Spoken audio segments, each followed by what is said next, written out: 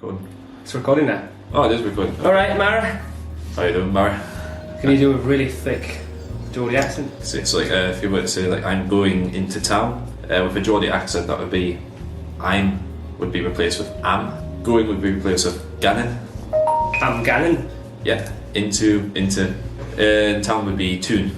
That you would find in the Okay. North of England. And if you put it in a sentence? Yeah. So it should flow with no glottal stops, and you can just I'm gannin into tune. I'm gannin to tune. Yeah, specifically that. What kind of dialectisms could you teach us? If you want to say don't, it would be divin. Yeah, That that stuff. was, yeah. Divot. Divin, yeah. Do you personally use that? Divot. If I'm speaking to like certain relatives, then yeah, but not even a lot of people from Newcastle from my generation speak that way anymore. What else would you say? No would be pronounced as nah. Nah. Nah. And also there's a phonological peculiarity of pronouncing the A sound as an ear. So like, it would be not mate, but meat, rather than, yeah? Do you do that as well? Yeah, that's natural to me. So. So if I was called Jade, you'd say, I'm Jade. Jane, yeah. Jade, right? I would be pronounced as ah. Rather than I go, it would be I go. The most popular one which everybody comes up with when they try and impersonate a Geordie accent. Yeah. Way I man. Well, yeah, man. Yeah. Essentially, of course. So Y is pronounced as way, so an I becomes an A kind of like sound, doesn't it? Way I, yeah, had a way, man. Like if you want to say like seriously to someone if they're doing something wrong or if they're just speaking out of term or something, you say had a way, man. Had a way, man. Equivalent of telling somebody to shut up. Yeah. Yeah, alright. Raji, just a good one. Raji. It's what we use to call chavs at the minute. So a chav is essentially just the English counterpart to gopni.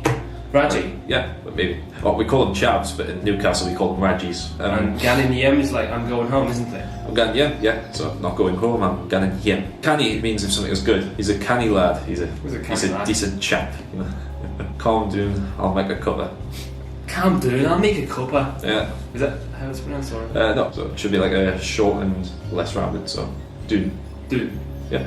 A cuppa. A cuppa. Yeah. So use the schwa sound. A cuppa. A cuppa. Yeah.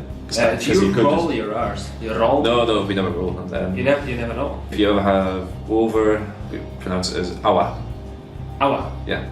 So I'm going over the fence, I'm going awa the fence. Give us a deek at these pictures. So I guess. Deek? Yeah, so a deek would be a look in this case. Talking about this diphthong, do you pronounce fawa? Yeah, again, like if I speak to some of my friends' dads, they would say like fawa. Fawa? Yeah, let's go about like awa, this sort of stuff. So okay. I've also read about pronunciation of our. War. Oh yeah, that one is exclusive to Newcastle. Like war brother, war Dan. Oh, instead of our, you would say war. Instead of saying like my brother Dan, we just like shorten it to war. Like when we use object pronouns, it switches to other pronouns which already exist, or at least imitates them. So he told me is he told is. Like he told me he was going to the shop. He told us he was ganning. He was ganning to the shop. To the shop. Yeah. What's the other one? My is replaced with me. So let's pick up, or it's our cup. Something like this, yeah. When is war used and when is our used?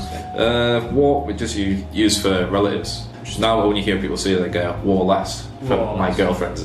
War lass is my girlfriend. Yeah. Okay. So it's the only time.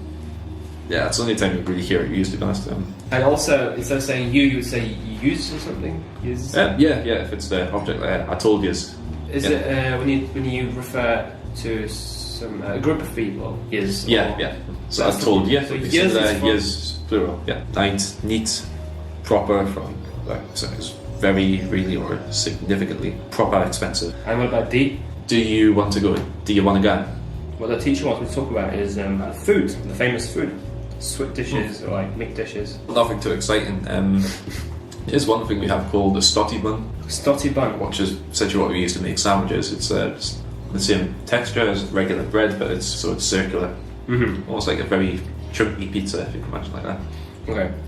Lots of flour sprinkled on top, so yeah, that's fairly popular. Peas pudding, that's something that we have in Newcastle, just boiled peas, mashed up and mixed with butter, which it doesn't taste too bad. I'm not a huge fan of it, but I suppose it's fairly healthy for you. But we haven't introduced you yet. Adam is from Newcastle. He's a teacher at Bulat City, like myself. And so when you teach, you actually have to change your accent, don't you? Like so that they understand better, or like. Yeah, don't change it completely. It's just better for me to use my own accent and over enunciate. So, Okay. So you over enunciate, you're using your own accent rather than switch to the Queen's English, right? Try to find a fine balance as well. They should always hear the natural component, so if they actually go to England, they'll be able to understand the native speaker. In the UK, people like the Geordie accent, don't they? It has a good reputation, doesn't it? The Geordie accent. Yeah, like some people associate it with being lower class, working class. That's because historically the northeast of England has a lot of port cities. The main industry was mines up there. It's quite a fast accent, to be honest. That's why a lot of people struggle. The origin of the term Geordie. Geordie, yeah. Nobody knows where it actually comes from, but there's a theory that when King George from Scotland tried to invade England, he was stopped at the Tyne River in Newcastle. It just became a derogatory term to call people from Newcastle Geordie, so it was derogatory to the Scottish king. I see. It's one of the... Yeah, there's a few different theories, but I can't remember the others, but that one made the most sense. That's most widely accepted anyway. Do you personally speak with your Geordie accent back at home? Yeah. But you do come across some people who are just from another generation. It doesn't even sound like my language. It's probably like 1% of the population there, but it does get pretty heavy. Are those people farmers or like the people who live in the villages? Tends to just be pensioners. Aye, man. Aye, man. Thank you. Can we say like a sentence in the Geordie accent? Happy New Year, Gaj.